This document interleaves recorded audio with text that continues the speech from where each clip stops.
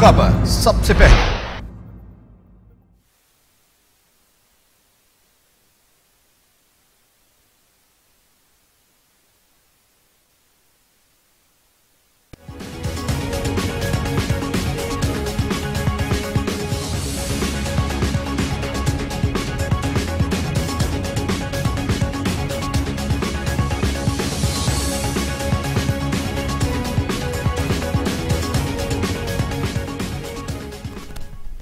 बिस्मिल्लाहिर्रहमानिर्रहीम। पाकिस्तान टुडे के साथ मैं हूं आपका होस्ट इकबाल शाहिद।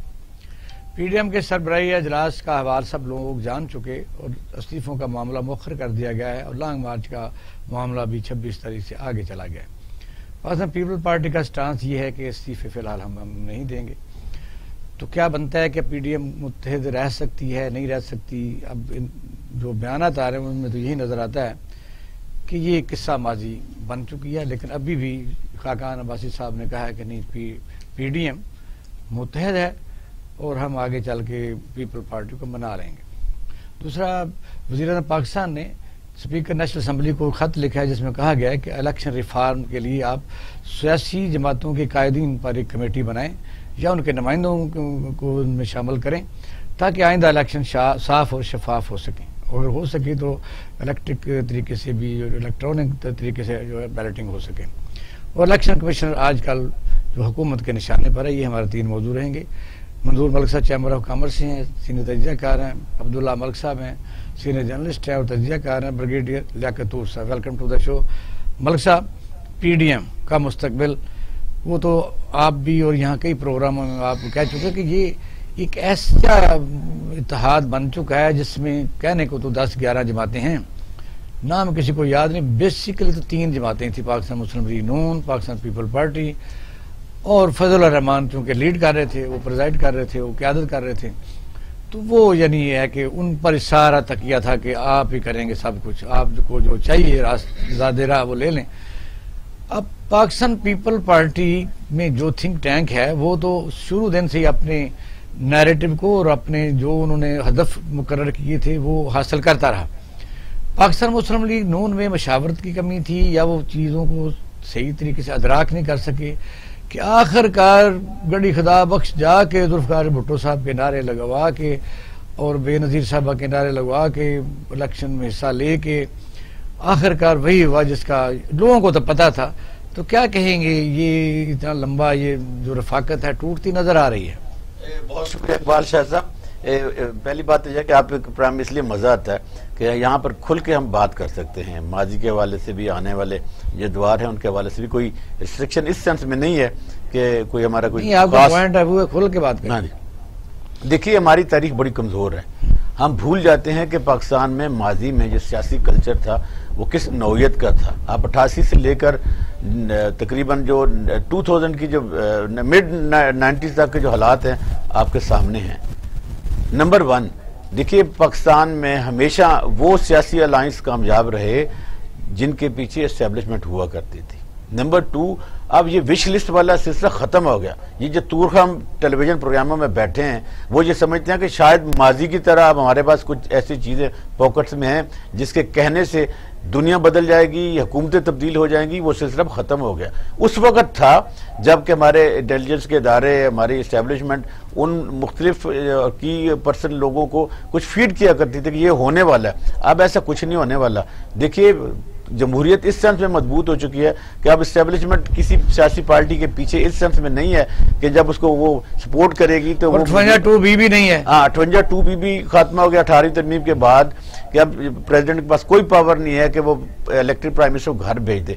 दूसरी बात यह है कि मौजूदा हुकूमत को बड़ा कैटेगोरिकली ISPR कह चुका है कि हम हर उस हुकूमत के साथ है जो मुंतखब होकर आएगी, लिहाजा हम इस मुंतखब हुकूमत के साथ बनता भी यही है, बनता भी कॉन्स्टिट्यूशनल भी यही बनता है। अब तीसरी अहम बात यह है कि पीडीएम का जो अलायंस बना है इसमें इमोशंस हैं, इसमें जज्बात हैं, गुस्सा है, रिवेंज है। अब रिवेंज कभी भी किसी भी सोल्यूशन का हल नहीं हुआ करते थे। इसलिए रिवेंज है कि जो ये कहते हैं कि ये एक दूसरे के मुखालिफ थे, ये बात दुरुस्त है, लेकिन सियासतदान तो इकट्ठे होते रहते हैं। मैं थोड़ा सा मुझे टाइम देते बड़ा क्लियर हो जाएगा। देखिए, बात यह है कि जब मियां नवाज शरीफ साहब को उन्हीं के दौर में पनामा केस में सुप्रीम कोर्ट ऑफ पाकिस्तान ने बाहर निकाल दिया था और सिसिलियन माफिया का कहा गया था, टाइटल दिया था, तो कौन वजीर आज़म बना था? शाहिद खान के पास ही वजीर आज़म थे उस वक्त। तो मौजूदा हुकूमत का कोई ख्वाब ख्याल ही नहीं था और ये भी नहीं पता था कि आने वाले इलेक्शन में कौन विन करके आएगा। लिहाजा इमरान खान साहब का उनको भेजने में कोई किरदार नहीं। इमरान खान साहब तो 2018 में जुलाई में आके इलेक्शन में आके प्राइम मिनिस्टर बने थे।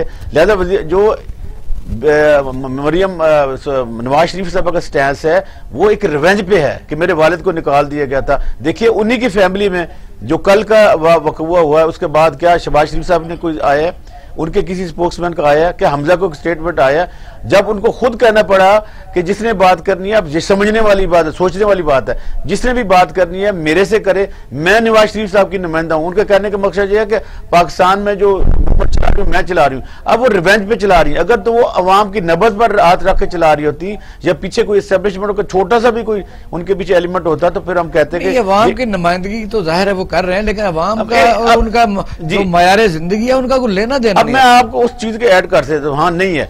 अब तीसरी बात यह है कि देखिए जरदारी साहब बड़े जीरक सियासतदान हैं। उन्होंने अपने पत्थर जैसे कहा करते थे ना शेख रशीद साहब सीने के साथ लगा कर। जीरक लफ्ज आप निकाल नहीं सकते, होशियार कह सकते हैं। नहीं जीरक भी है होशियार भी, कोई सियासतदान होता है, जीरक भी होता है। जीरक का मतलब ये है कि एक तो होता है जीनियस, एक इवल जीनियस। इवल जीनियस में वो जीरक नहीं कह रहा जो आप पॉजिटिविटी में लेते नेगेटिविटी में हम ले लेते हैं। अब देखिए उनको याद है कि इसी फैमिली ने जब 2006 में मुहतरमा बेनज़ीर भुट्टो के साथ चार्टर ऑफ डेमोक्रेसी किया था, उसके बाद के हालात देख लीजिएगा। जब वो कोट पहनकर मेमो गेट स्कैंडल में चले गए थे, जब उनकी एक मीटिंग तय थी और उन्होंने नहीं कहा था जरदारी साहब को जरा थोड़ा स्टेटमेंट दीजिएगा, जरदारी साहब ने कहा कि हम तो रहने वाले हैं, ये तो जाने वाले हैं, इनके पास तो टिनोर होता है और हम ईंट से ईंट बजा देंगे। फिर कैसी ईंट से ईंट बजाई नवाज शरीफ साहब ने, लिहाजा उनकी जो स्टेटमेंट कल की थी बड़ी जायज थी। तो क्या ये चीजें जब इत्तेहाद बनाते हैं, यानी सियासतदान आपस में सियासी मामलात पर मिल सकते हैं, लेकिन जो बात जाती पाकिस्तान में सियासी यानी इख्तलाफ नहीं होता, यह जाती इख्तलाफ होता है, जो जाती चीज चुराई गई है पाकिस्तान में। मलिक साहब जब भी यहाँ हुकूमत कोई भी आ जाती है तो फिर ये उसको पहले दिन अगर 10 काम हो गए हैं तो एक किसी सीट पर हार गए तो फिर चल पड़ते हैं हुकूमत को गिराने के लिए। शुरू से यही होता रहा है। इस वक्त क्या जो मुस्लिम लीग नून की क़यादत है वो बिखरी हुई थी, एक पेज पर नहीं थी, या मरियम नवाज शरीफ साहबा के हसार में या सहर में मुब्तला थी, या मियां नवाज शरीफ के हुक्म के पर मुब्तला थी कि वो उनको अदराक ही नहीं कर सके कि हमें तो गड़ी खुदा बख्श भी ये ले गए हैं, इलेक्शन भी उन्होंने करवा दिया है। तो अब सिंध हुकूमत भी छोड़े, सिंध में जितने करप्शन के केसेस हैं वो सारे जरदारी के ऊपर जाए, हुकूमत भी जाए, जेलों में जाए, तो मियां नवाज शरीफ बाहर बैठा रहे। जब आप जैसे तजियाकार जो कह रहे थे तो इस समझ किसी को नहीं आ रही थी। सर ये फिर वही बात होगी कि मसला ये है कि ये सारे लोग एक इनकम का सोर्स समझते हैं सियासत को। सियासत पाकिस्तान में नहीं, बिजनेस है। जो जीरे का लफ्ज अब्दुल्ला मलिक साहब ने इस्तेमाल किया वो उन्होंने एक गुड जेस्चर के तौर पे इसलिए किया कि हम चाहते हैं कि हमारे सियासतदान भी जीरे हों जो कौम का सोचें, मुस्तकबिल का बचत का सोचें और इस मुल्क की सलामती के लिए कोई काम कर सके। मसला ये है कि ये तो पिछले कई सालों से, दिहाइयों से ये सिर्फ देख रहे हैं कि मुल्क को कहाँ कहाँ से कैसे कैसे लूटा जा सकता है और जो लूटने वाले हैं उनको कैसे ओबलाइज किया जाता है। जब ये देखते हैं कि भांडा फूटने वाला है, ये फिर उस पर सियासत करना शुरू कर देते हैं। लोगों की कैपेसिटी नहीं है, गुर्बत है, महंगाई होती जाती है, तो रिजल्ट ये निकलता है कि लोग जो हैं वो बेचारे। अगर ये हुकूमत मसलन सपोज इसे लॉन्ग मार्च से खत्म हो जाती, नए इलेक्शन होते, तो पीपल पार्टी को इससे ज्यादा नुमाइंदगी मिलती।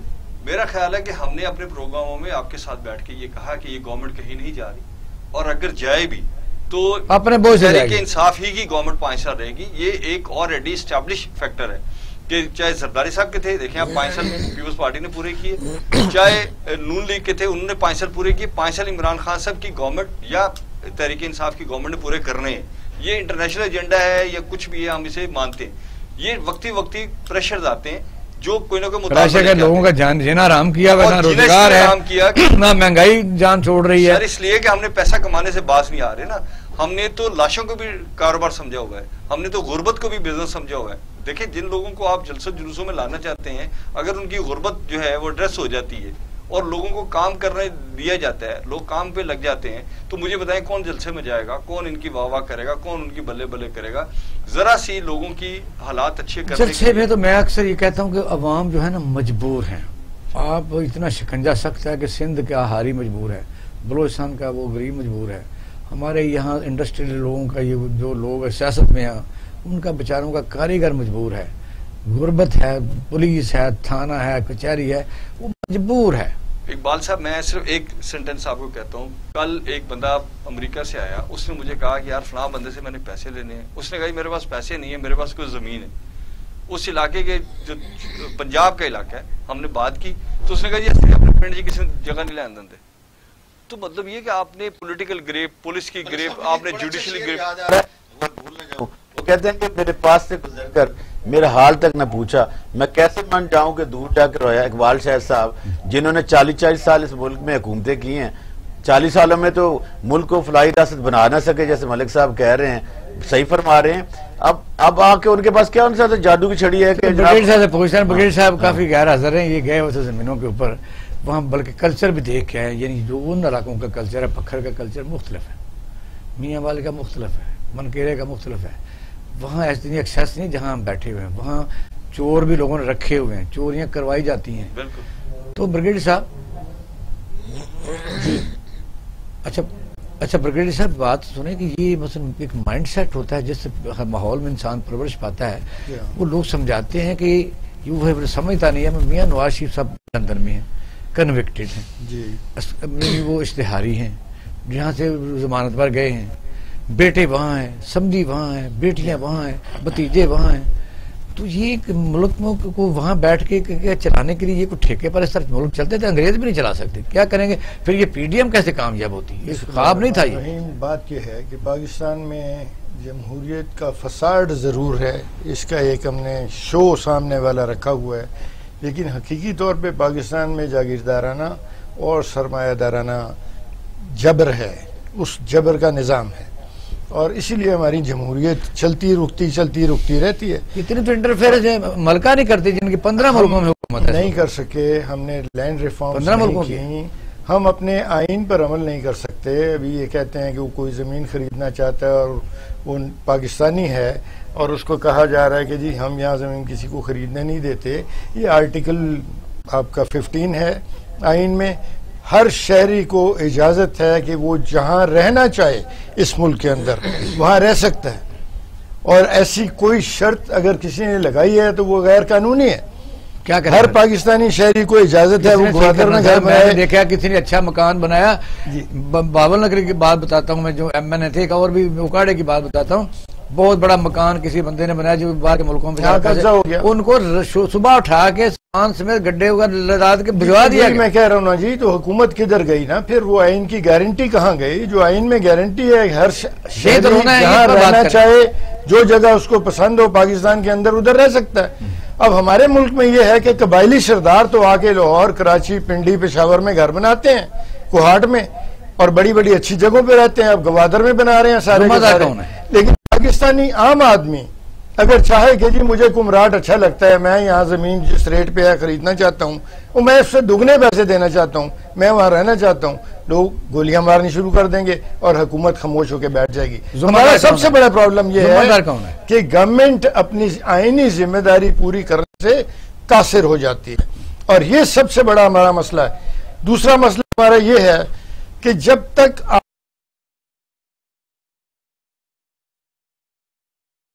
पाकिस्तान उनको गारंटी करता है, उस वक्त तक उनसे जमहूरी और सियासी शऊर एक्सपेक्ट करना, ये एक आप कह रहे हैं कि दीवाने का ख्वाब है। और हमें इसीलिए नजर आता है किस तरह इलेक्शंस होते हैं, कैसे वोटिंग होती है।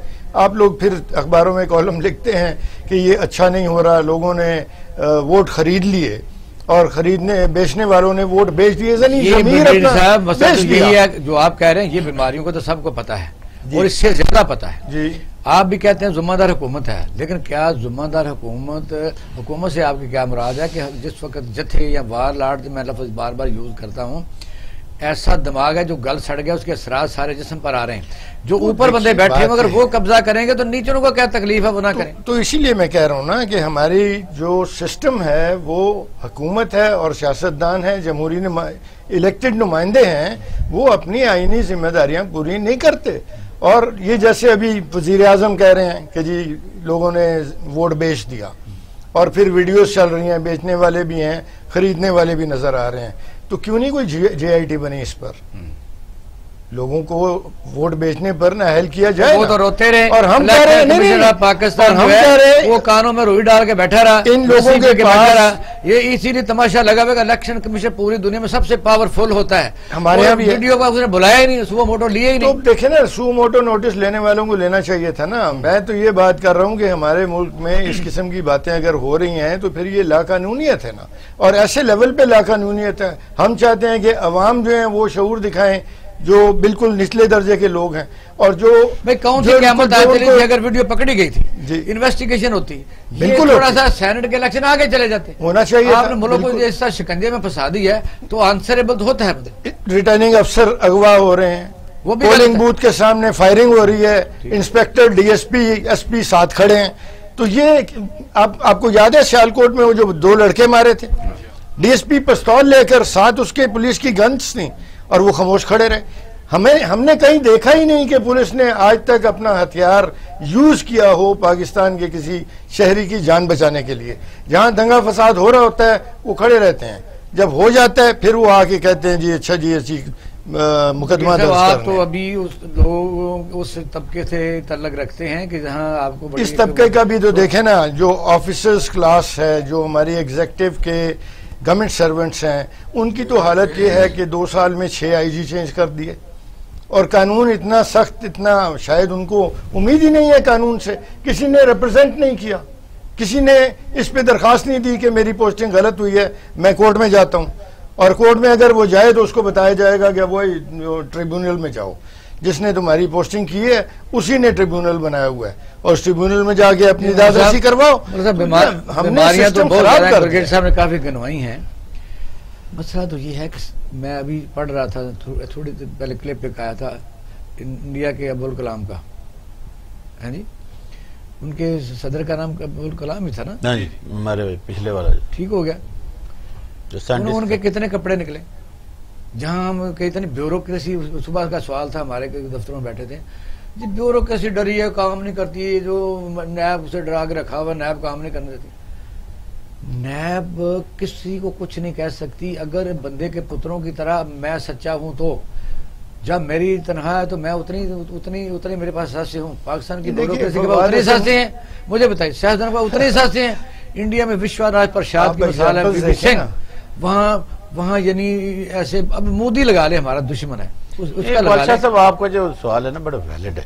देखिए बुनियादी तौर पर हमारे यहाँ सोशल इवल है ना, वो हमारे कल्चर का हिस्सा हो गया। अब व्हाइट कॉलर क्राइम है, जो वो लोग पहले, आपको याद होगा जब आप रजिस्ट्रेशन में थे तो जो रिश्वत ले लेता था वो छुपता फिरता होता था कि यह राशि है।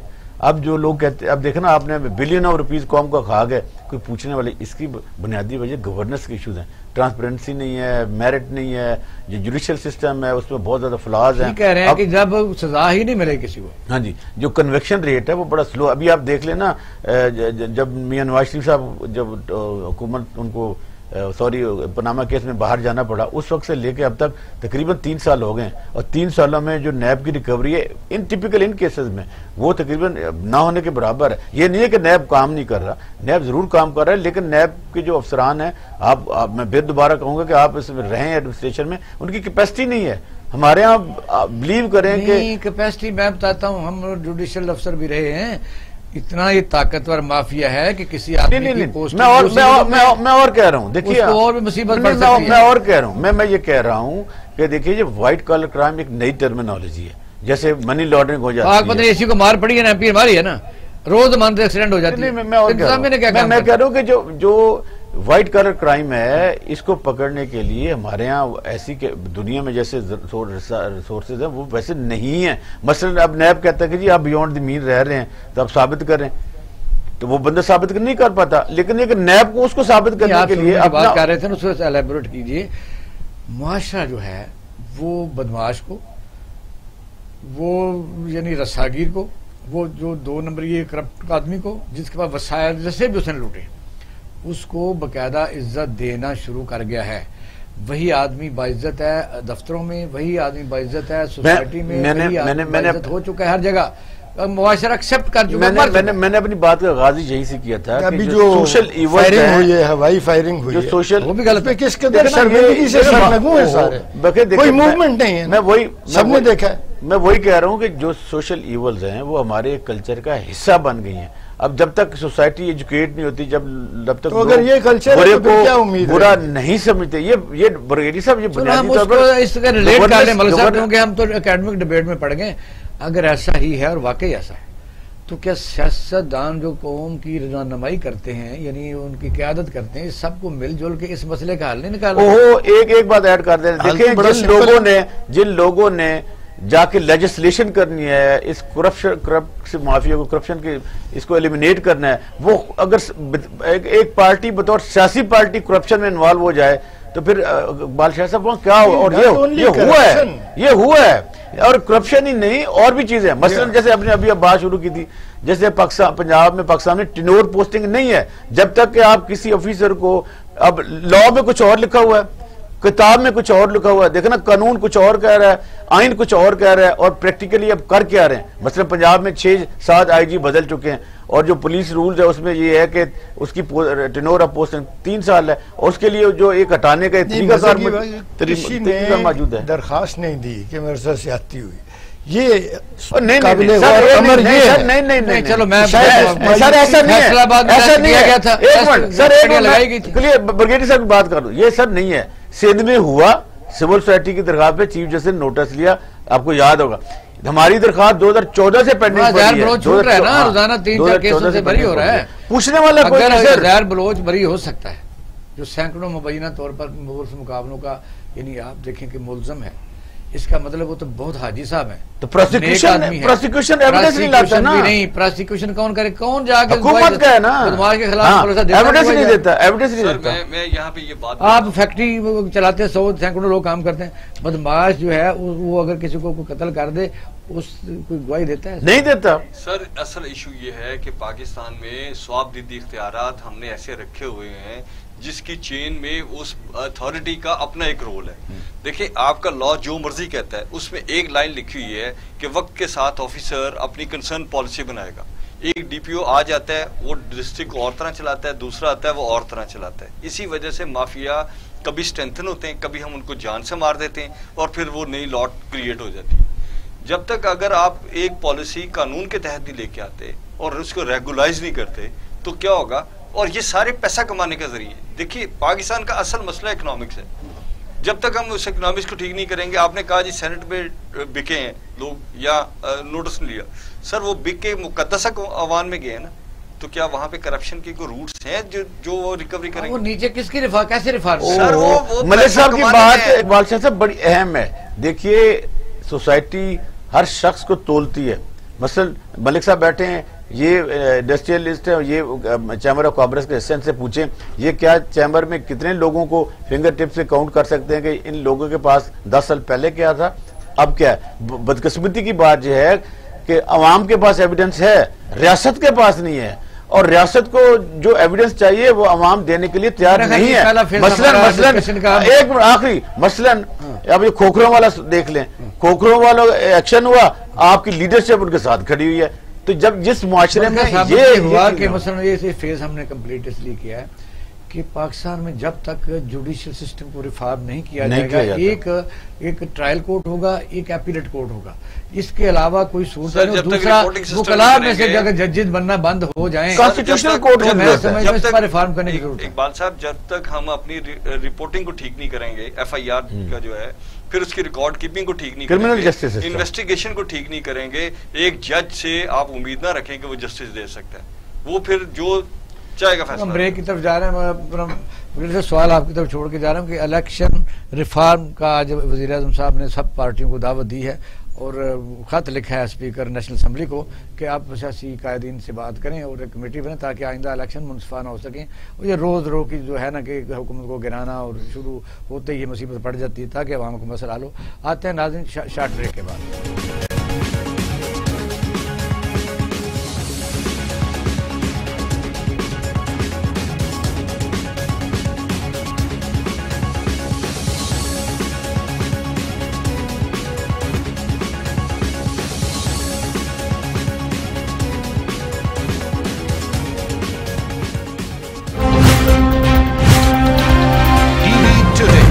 खबर सबसे पहले। फनकारी सांप पटारी का, फनकारी खेल मदारी का, फनकारी फेर है लफ्जों का, फनकारी रंग व्यापारी का। कोई चूना लगाए, कोई लूटे माल, कोई आड़ी टेढ़ी चल दे चाल, रोए धोए सब हार के बारी, इसी को कहते हैं फनकारी। मैं हूं आमना उस्मान, प्रोग्राम फनकारी के साथ।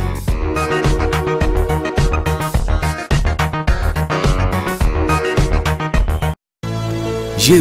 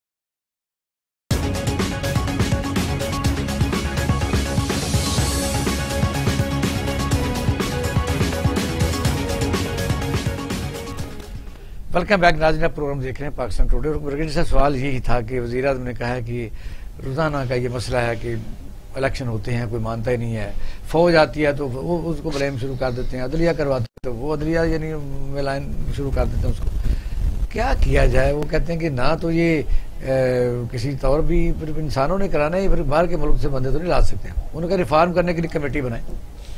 जी, रिफॉर्म करने की कमेटी बड़ी अच्छी बात है, और जो कमेटी बनेगी वो सारे MNAs होंगे और MPs होंगे और उमूर मुमलकत खेश खुसरवादानंद, वो जानते हैं क्या करना है। लेकिन क्या ईमान की वो कुव्वत है कि जो करना चाहिए वो करेंगे, या अपने अपने मुफाद पे रहेंगे? वो हाफिज शिराजी ने कहा था ना, हमा का रमज खुद कामी में बदनामी रसीद आखिर। तो बदनामी हमने कमाई है अपनी खुद गर्जी की वजह से। क्या हम अपनी गरज को साइड पे रख के मुल्की मुफाद को देखेंगे? अगर हम देखेंगे तो फिर उम्मीद है कि हम किसी अच्छे रास्ते पे चल पड़ेंगे। अगर हम अपने जाती मुफाद को साइड पे नहीं रख सकते मुल्की मुफाद के लिए, और हमारी जो तरजीह है वो जाती मुफाद है, खानदानी मुफाद है, आबाई मुफाद है और ग्रोही मुफाद है, तो फिर और कौमी मुफाद से इसका टकराव है, तो फिर हम इन्हीं भूल भलाइयों में फंसे रहेंगे, और ये कौम के बड़ों की जिम्मेदारी है। पूरी दुनिया ने काबू पाया इस बात पर। कौन सी बात है? इलेक्ट्रॉनिक वोटिंग करें आप बतौर एक मुल्क खला में नहीं रह रहे, ये एक इंटरनेशनल वर्ल्ड है, बड़ी ताकतें हैं, उनके मुफादात हैं। जितने आप कमजोर होते हैं उतनी उनकी इंटरफेरेंस होगी, जितने आप कमजोर होंगे अपनी करतूतों की वजह से उतनी बाहर से ज्यादा इंटरफेरेंस होगी, और उस इंटरफेरेंस में आपकी सियासत में मुल्कियों को आपकी सियासत में वो ठेका देते, ये भी इलेक्शन कराने का ठेका देते नहीं। अगर आप समझते हैं कि कोई ऐसे ठेकेदार हैं जो आपका इलेक्शन ईमानदारी से कर दें ठेका, हर बंदे की, लेकिन जिसको आप ठेका देंगे वो बदनाम होगा। उसके पीछे इन्वेस्टर्स हैं। इन्वेस्टर वही हैं जो ब्रिगेडियर साहब जिसकी तरफ इशारा कर रहे हैं, वो चाहे मुल्क के अंदर बैठे हुए हैं चाहे बाहर, और आप देख लें डाटा निकाल के वो अपने घोड़े दौड़ाते हैं। कितने लोग हैं जो पाकिस्तान में बड़े बड़े फैसले कर रहे हैं और वो प्योर पाकिस्तानी है, यानी उनकी स्टेक्स पाकिस्तान में, उनके बच्चे, उनका घर, उनकी फैमिली, उनकी आप देखो वो नहीं। ये जो आप बात कर रहे थे कि बच्चे बाहर हैं, बच्चे किस किस के बाहर नहीं है? कौन कौन से हमारे सियासी खानवादे जितने भी हैं, अगर आपके बच्चे बाहरों को मैटर नहीं करते। नहीं, मैटर ये करता है कि आदमी लीड कर रहा है, वो सियासत में कहता है क्वेश्चन उस पर उठता है। ये बात मैटर ये करता है कि आपका एक ठिकाना बन गया, और वहां जहाँ ठिकाना है, ये मुमकिन नहीं है कि बाहर की कुव्वतें इस चीज को एक्सप्लॉइट ना करें, इसका इस्तेसाल ना करें। वो अपने अभी दुनिया करना चाहता है ब्रिगेडियर साहब से। ब्रिगेडियर साहब बार बार उधर चले जाते हैं। ब्रिगेडियर साहब मुझे बताइए, ये आप ATM से पैसे निकालते हैं? होते हैं, निकालते हैं? जी, निकाल लेते हैं। आप मोबाइल में पैसे भर लेते हैं? जी जी। शनाख्ती कार्ड से आप मोबाइल का कनेक्शन ले लेते हैं? जी हाँ, बिल्कुल। ये मैं जो मजाक में नहीं कि ठेके पर दे दिया जाए, ये ऐसी ऐप हो सकती है, और ये किसी भी ऐसी बड़ी मोबाइल कंपनी को दी जा सकती है। अपने घर में अपने मोबाइल पर जब इलेक्शन है तो आप अपना वोट कास्ट करें तो रिजल्ट आ जाएगा। इसमें क्या है? जी बिल्कुल, वो तो सुप्रीम कोर्ट ने भी ऑर्डर दे दिया कि इलेक्शन के बेहतर इलेक्शन के अच्छे इंतजाम के लिए टेक्नोलॉजी को इस्तेमाल करें, और जितना ज्यादा हम टेक्नोलॉजी खड़े होकर वो वोट अपने आप को दिलवाएंगे।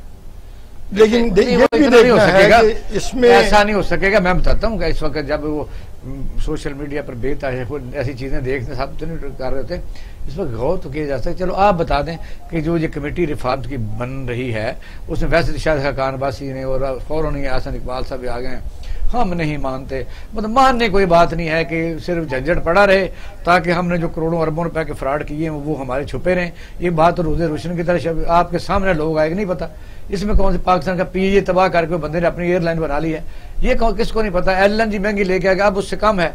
तो वजह यह है कि हल करना हो सी। मैं तो सिर्फ एक आइडिया दिया कि जब वजीर तुम कहते हैं कि आओ बैठो, तो बैठना चाहिए कि नहीं बैठेंगे, या बिल्कुल गुस्सा ननार पर जाई वाला बैठाई रखना है? सर बैठना जरूर चाहिए, बैठ के चीजों को सेटल भी करना चाहिए, लेकिन ये गवर्नमेंट का वतीरा भी नहीं चाहिए कि जब उनको कोई नुकसान हो तो वो कहें जी इदारे में जो आपने टर्न्योर की बात की, लिमिट की बात की, वो कहें जी वो इस बंदे को चले जाना चाहिए और वो गलत है क्योंकि हमें नुकसान हो गया। देखिए मसला ये है कि इस मुल्क को हमने बाइज्जत तरीके से चलाना है। अगर बाइज्जत तरीके से चलाना है तो उसके लिए ज़ाहिर कानून के को आइन के मुताबिक आप क्या नाकाम हो चुके हैं सारे? मेरे ख्याल से सियासतदानों को हमने आगे आने नहीं दिया। ये जो सियासतदानों का चेहरा सामने आ रहा है, ये वो सियासतदान है जो इकोनॉमी के ऊपर खेल रहे हैं, क्योंकि इनके पास और कोई कारोबार करने का तरीका नहीं, ना ये इंडस्ट्री चला सकते हैं। इनके मेरिट पे इंडस्ट्री कहना चला के दिखा। अभी मिसाल दिया, क्यों नहीं चला सकते? आपने स्टील मिल बंद करवा के स्टील मिल चलाई। वो बंद तो नहीं ना कर, वो बंद करवा के चलाना और उसको फिर परमिट पे चलाना, एसआरओ के तहत चलाना, फिर उसके अंदर स्मगलिंग का माल डालना, फिर अंडर इन्वेस्टिंग करना, फिर ओवर इन्वेस्टिंग करना, ये तो इंडस्ट्री ना चलाना हुई ना। कोई ब्रेन वाला बंदा बताएं कि पाकिस्तान में पिछले 70 साल में पावर कितने लोग हमने तैयार किए जो ब्रेन के साथ जिन्होंने पैसा कमाया। देखिए दुनिया में सबसे बड़ा टूल, सबसे बड़ा वसाइल वो आपका दिमाग है। दुनिया भर में सबसे ज्यादा पैसा इस पे खर्च होता है कि इंसानों की कैपेसिटी बिल्डिंग कैसे की जाए, उनकी ब्रेन स्टॉर्मिंग कैसे की जाए। हमने क्या किया? हमने लोगों को मफलूज किया और लंगर खानों की रोटी पे लगा दी। क्या सस्ती रोटी तंदूर के अंदर करप्शन हुई तो लंगर खानों में नहीं होगी?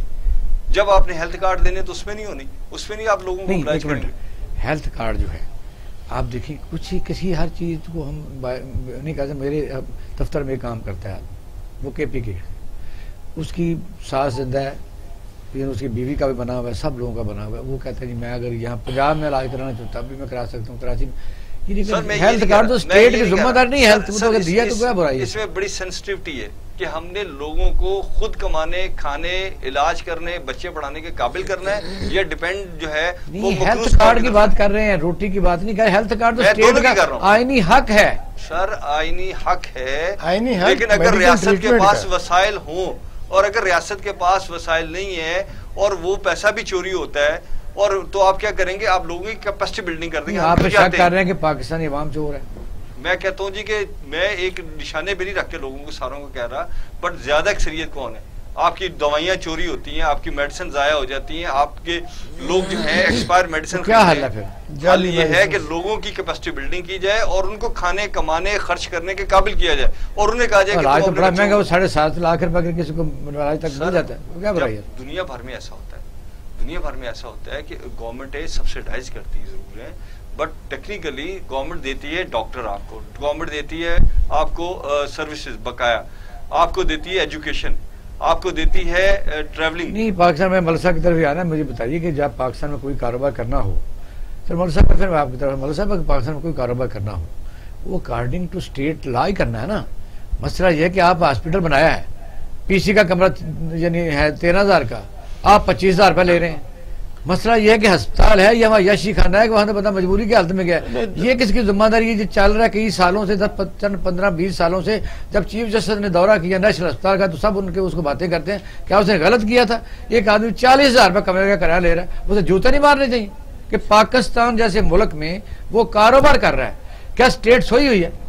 देखिए मैं इन चीज़ों का विटनेस हूँ। जब मैं चीफ जस्टिस साहब के साथ काम करता था, यकीन जानिए हम बहुत सारे हॉस्पिटल में गए, और हम जैसे आपने जिक्र किया, मैं आपको एक जिक्र सुना देता हूँ कि जब हम नेशनल अस्पताल में इंटर हुए तो एक खातून कॉर्नर पर खड़ी रो रही थी, तो मैंने पूछा बाजी क्या मसला? तो उन्होंने कहा जी मैं चीफ जस्टिस साहब से बात करना चाहती हूँ।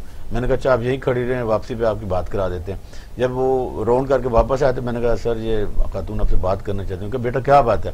उन्होंने कहा जी 1 माह से मेरा बेटा कोमे में है, अभी तक मैं नेशनल अस्पताल में 1 माह में 1 करोड़ रुपए का बिल दे चुकी हूँ, और तकरीबन 24 लाख रुपए मैंने लैब के दिए। मुझे ये बताएं कि, और वो सच्चा वाकया था, हमने उनके कोर्स मंगवाए थे। आप बिल्कुल सही कह रहे हैं। देखिए पहली बात, 2 चीजें बड़ी अहम है। पहली बात तो ये है कि हमें ज़हनों में रखना चाहिए कि हम वेलफेयर स्टेट नहीं है। दूसरी बात यह कि हमारे यहाँ ह्यूमन डेवलपमेंट जो है दुनिया भर में कम है, मसलन एजुकेशन, सेहत, water, clean water, food feed security. ये जो यूनाइटेड नेशन का है कि वो आपको कम से कम 2% ज्यादा आपको GDP का, 6% से ज्यादा आपको GDP का हेल्थ एजुकेशन पर मस्ट अखराजात करने चाहिए, लेकिन हम नहीं करते।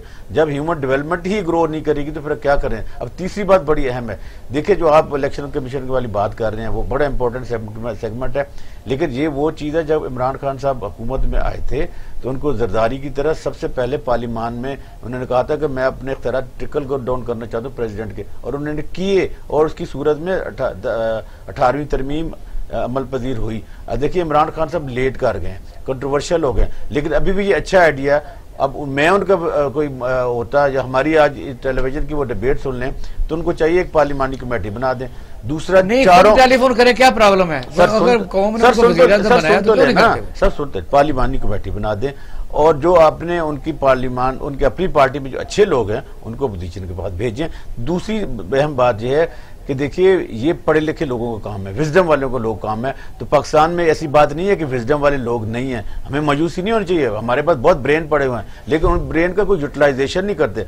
अब क्या होना चाहिए? होना यही चाहिए कि चारों सूबाई हेडक्वार्टर पे आपको नेशनल कॉन्फ्रेंसेस करवानी चाहिए, जो रिफॉर्म का एजेंडा है, ताकि जिन लोगों पे आपने इम्प्लीमेंट करना है उनको भी पता होना चाहिए कि हम पे ये। हमारे यहाँ बदकिस्मती की बात यह है कि जो कानून बनाते हैं उन पे कानून इम्प्लीमेंट नहीं होता, और जिन पे इम्प्लीमेंट होता उनको पता नहीं होता, और जिन्होंने करना होता है वो बनाने वाले पे करते नहीं है, और जिन पे होने वाले तो उन पे करते हैं। पाकिस्तान का अलमिया ही यही है। हमारे यहाँ बिलीव करेंगे 5000 से ज्यादा कवानीन हैं, लेकिन उन पे इम्प्लीमेंट करने वाला कोई नहीं। आपका क्या मतलब है? जो इलेक्शन कमीशन के रूल्स हैं, रेगुलेशन है, ये इतनी बड़ी बुक है, उसमें कुछ भी नहीं लिखा हुआ। इलेक्शन कमीशन अपना काम ही नहीं करता। क्या काम है कि 5 साल बाद इलेक्शन करवाए, घर सो गए। इलेक्शन कमीशन के बाद कोई अमला नहीं है। इलेक्शन कमीशन आपको वोटर रजिस्ट्रेशन की तरफ कायल नहीं करिए, उसकी जिम्मेदारी है कि वो नए वोटों को तरवीज दे, रजिस्टर करे। अब चौथी जो अहम बात यह है ना, देखिए बात सुने, कुछ आइन में अवाम पर भी ऑब्लिगेशन है कि आप रूल ऑफ लॉ को माने, उस पर इम्प्लीमेंट करें। कितने लोग इस बात को फॉलो करते हैं? अब आखिरी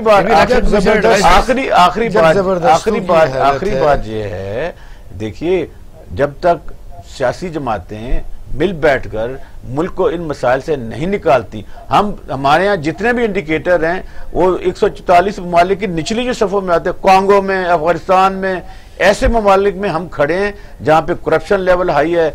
और उसमें 2 अलार्मिंग जो इशू नाम है वो किसका है? एक जुडिशरी का, एक पुलिस का, दोनों ही है, उनके लिए बड़ी जरूरी है सोसाइटी के लिए। तीसरी ये बात जो है कि आपकी लीडरशिप को आप गौर करना चाहिए कि अगर आप इस किस्म के इकदाम नहीं करेंगे तो खुदा न खास्ता इकबाल साहब मुल्क को कुछ नहीं होना। अब इलेक्शन रिफॉर्म पर अभी उन्होंने कहा है स्पीकर को कि आप कमेटी बनाएं, तो सियासी जमातें फौरन रिफ्यूज कर चुके। जिम्मेदार कौन है कि इकट्ठे नहीं होते, इन्हें आवाम के लिए हल नहीं करते, और आइंदा भी ये लड़ाई जारी रहती, कौन जिम्मेदार? जो इलेक्शन के लिए इलेक्टोरल रिफॉर्म्स की बात हो रही है वो तो अच्छी बात है। हमें इलेक्शंस में प्रॉब्लम रहा है, हमारे मसले हैं, हारने वाला अपनी हार मानता ही नहीं। सबको टेलीफोन नहीं करना चाहिए, इनको करना चाहिए या एक दूसरे से रब्ता करना चाहिए, और एक ऐसी टीम बनानी चाहिए जो आप कमेटी जिसको कह सकते हैं, जिनके किरदार पे कोई शक ना हो लोगों को, वो वाकई सादिक और अमीन हो। वैसे तो पूरी पार्लियामान ही सादिक और अमीन होती है, और यही सादिक और अमीन फिर कहते हैं कि बिक गए लोग, और अवाम को भी बताया जाता है कि बिक गए। तो हमने सादिक और अमीन के जो टर्म है, जो इस्तिलाह है, इसके साथ बड़ी मेरा ख्याल है गुस्ताखी और नाइंसाफी भी की हुई है। सादिक और अमीन तो लक़ब जिसका है हमें पता ही है, और हम सादिक और अमीन कह के फिर कहते हैं कि ये लोग बिक गए। तो ये पाकिस्तान का सबसे बड़ा मेरा ख्याल है खतरनाक अलमिया है। हम अपनी जो आइन की बुनियाद है उससे मुतसादिम। आप बताइए, हुकूमत को चाहिए कि एक ऐसी कमेटी बनाए ऐसे लोगों की जिनके किरदार पर कोई उंगली ना उठा सके, वो इलेक्टोरल रिफॉर्म्स करें, और फिर वो चारों सूबों से उनके ऊपर ओपिनियन ली जाए, और वो ओपिनियन लेकर वो इस्लाहात जो हैं वो नाफिज की जाएं। अच्छा, इसके बाद जब अगले इलेक्शंस हों तो उनके मुताबिक वो इलेक्शंस हों, और फिर किसी को ये मौका ना दिया जाए कि वो ये कहे कि जी मेरे साथ ये हमारे साथ बेईमानी हुई। दूसरी बात, इलेक्शंस के दौरान इलेक्शन कमीशन की कमांड होनी चाहिए जो हमारे कानून में मौजूद है। लेकिन ये कैसी कमांड है कि आपके बूथ के सामने लोग फायरिंग कर रहे हैं ऑटोमेटिक हथियारों से, और पुलिस कैसी कमांड में है आपकी कि पुलिस बोल ही नहीं रही, किसी ने उस बंदे को गिरफ्तार ही नहीं किया। जिसकी बात सुने ना, आप बात तो की, आपने पता नहीं एक्शन हुआ है। इलेक्शन कमीशन को पूरी दुनिया में बहुत बादशाह साहब, मैं एक बार रिटर्निंग ऑफिसर जिसकी सपोर्ट में फोर्सेस में एक बात कर लेने, जिसकी सपोर्ट में कौम की कोई आर्म्ड फोर्स नहीं आई, वो कहते हैं जी अगवा कर लिए 20 के 20 बंदे, और वो चीफ सेक्रेटरी साहब जवाब नहीं दे रहे। तो किधर गई कौम की वो सिविल आर्म्ड फोर्सेस की फोर्स जो कानून पे अमल करवा सकती? खत्म हो गया। बहुत शुक्रिया, पैनल का मैं शुक्रिया अदा करता हूँ। नाज़रीन, यही एक मसला है कि जो अच्छी कौमें हैं, जिंदा कौमें हैं, अपने मसाइल हल करने के लिए, और ख़ास तौर पर सियासी लीडरान कौम की रहनुमाई करते हैं। उनका अपने ज़ाती गरज, ज़ाती इख्तलाफात सियासी तो हो सकते हैं, लेकिन वो इस हद तक ज़ाती नौइयत की उनकी यानी लड़ाई झगड़े नहीं होते, कौम के लिए हर वक्त वो हाजिर रहते हैं। मैं कहता हूँ इमरान खान साहब की अपनी जिम्मेदारी है कि तमाम सियासी रहनुमाओं को खुद टेलीफोन करें या ऐसी कमेटी बनाएं, उनको मनाएं और इलेक्शन रिफॉर्म की तरफ जाएं। यही एक हल लगे ताकि पाकिस्तान तरक्की कर सके। अपना राल खाना का ख्याल रखिएगा। पाकिस्तान जिंदाबाद।